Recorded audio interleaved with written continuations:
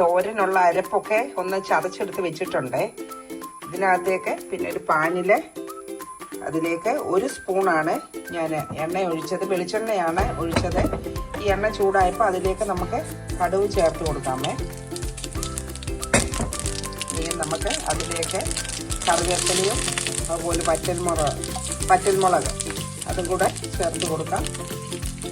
ഇതൊന്ന് മൂത്ത് കഴിയുമ്പോൾ നമുക്ക് ഈ അരപ്പ് അങ്ങോട്ട് ഇട്ട് കൊടുക്കാം. ഈ അരപ്പിലേക്ക് ആവശ്യത്തിനുള്ള ഉപ്പ് ചേർത്ത് കൊടുക്കാം.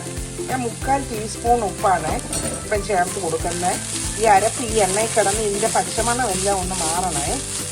ഒന്ന് ഇളക്കി കൊടുത്തിട്ട് ഇനി ഇതിലേക്ക് നമ്മൾ ആ മുരിങ്ങയുടെ ഇല അടക്കി വെച്ചിരിക്കുന്നത് ചേർത്ത് കൊടുക്കാം. ഇനി ഇതെല്ലാം കൂടെ ഒന്ന് ഇളക്കി യോജിപ്പിച്ചിട്ട് നമുക്ക് അടച്ചു കൊടുത്താൽ മതി.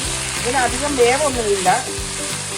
ഇതൊന്ന് അമക്കി അടച്ചു കൊടുത്തിട്ട് നമുക്ക് വേണമെങ്കിൽ ഇതിനകത്ത് മുട്ടയൊക്കെ ചേർക്കേണ്ടവർക്ക് 2 മുട്ട പൊട്ടിച്ചിട്ട് കൊടുത്ത് ഇളക്കി ചിക്കി തോർത്തി എടുക്കാം.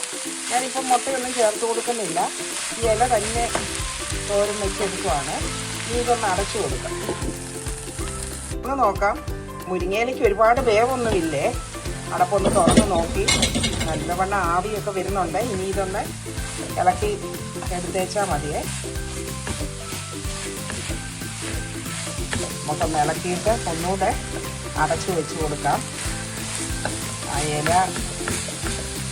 ആ ആവിയിലിരുന്ന് നല്ലവണ്ണം ഒന്ന് വേകട്ടെ. ഇപ്പം മൊത്തത്തിൽ ഒരു 3-4 മിനിറ്റേ ആയുള്ളൂ. ഇതിപ്പം ഇലയൊക്കെ വെന്തിട്ടുണ്ട്. മുരിങ്ങയുടെ ഇല അരപ്പും ഒക്കെ നല്ലവണ്ണം അതേ പിടിച്ച് നല്ല അടിപൊളി തോരനാണ്. ഇപ്പോൾ ഇതിനകത്ത് വേണമെങ്കിൽ 2 മുട്ട വേണേൽ പൊട്ടിച്ചിട്ട് ഒന്ന് ഇങ്ങനെ ഇളക്കിയെടുത്ത് ചിക്കി തോർത്തിയെടുത്താൽ നല്ല ടേസ്റ്റാണ്. അല്ലെങ്കിൽ തന്നെ നല്ല ടേസ്റ്റ് ഉണ്ട്. ഇനി ഇത് തീ ഓഫ് ചെയ്ത് ഞാനൊരു ഡിഷിലേക്ക് ഇത് പകരുവാണ്. മൊത്തത്തിൽ ഒരു 10 മിനിറ്റ് വേണ്ട. ഈ ഒരു തോരൻ വെക്കാൻ ഇല അടത്തി എടുക്കുന്ന നേരം മതി. പിന്നെ തേങ്ങ നമുക്ക് റെഡിയായിട്ട് ഇരിപ്പുണ്ടെങ്കിൽ മൊത്തത്തിൽ ഇത് വേകാൻ വളരെ കുറച്ച് ടൈം മതി. അപ്പോൾ നമുക്കൊരു തോരനൊക്കെ വെക്കാൻ നാട്ടിലുള്ള